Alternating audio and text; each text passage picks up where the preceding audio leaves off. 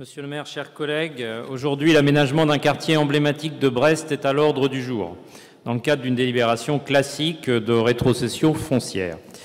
Le futur espace Cerdan se situe à un carrefour stratégique dans le tissu urbain brestois.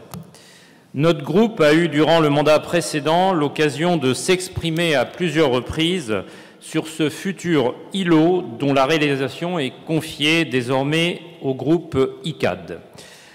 Aussi, j'aimerais aujourd'hui revenir sur deux points qui, pour nous, sont essentiels. Les espaces verts et le stationnement pris ici dans sa dimension sociale. Tout d'abord, les espaces verts. Ne ratons pas dans ce nouveau quartier l'installation de véritables zones végétalisées, comme ce fut trop souvent le cas à Brest. Bien sûr, me direz-vous, c'est prévu, regardez les plans, il y a un square, des déambulations vertes, etc. C'est très bien, mais à condition que cela se traduise au travers d'une démarche volontaire pour que ces espaces soient non pas uniquement des passages, mais de véritables lieux de vie pour les résidents. C'est un sujet crucial de l'amélioration du cadre de vie et de la maîtrise de la sécurité dans ce futur quartier.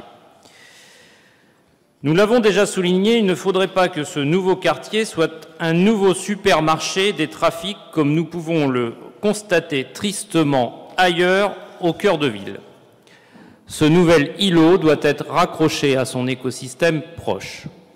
Et les espaces verts sont de ce point de vue un excellent moyen d'assurer des transitions douces. Et de faire du trafic également. Abordons maintenant le sujet du stationnement.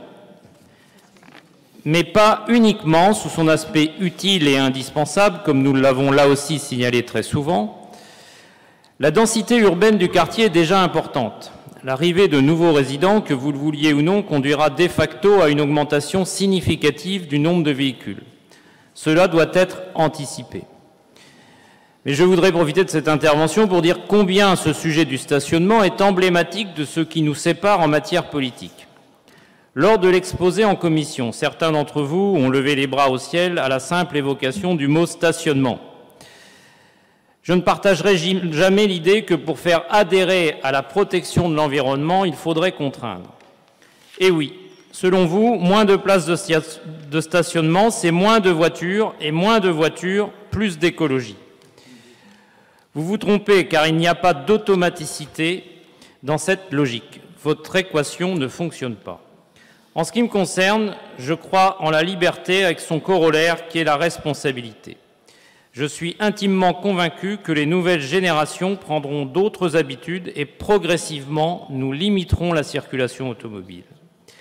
Pour l'heure, nous en avons besoin. Et il ne suffit pas d'interdire pour être crédible. D'autant plus que vous oubliez que la voiture est souvent le mode de transport indispensable pour bon nombre de personnes et parmi elles, beaucoup ont des revenus modestes. Il y a les transports en commun, me direz-vous, certes, mais je ne vois pas de quel droit nous pourrions les obliger à emprunter cette modalité, y compris quand cela est possible. Le développement durable est effectivement une nécessité, mais certainement pas sur le dos des plus modestes. Nous devons collectivement faire preuve de bon sens. En ce qui nous concerne, nous soutiendrons les démarches de protection de l'environnement quand ces dernières sont au bénéfice de tous. Le stationnement, c'est aussi une question de dynamique commerciale. Les commerçants brestois en ont besoin.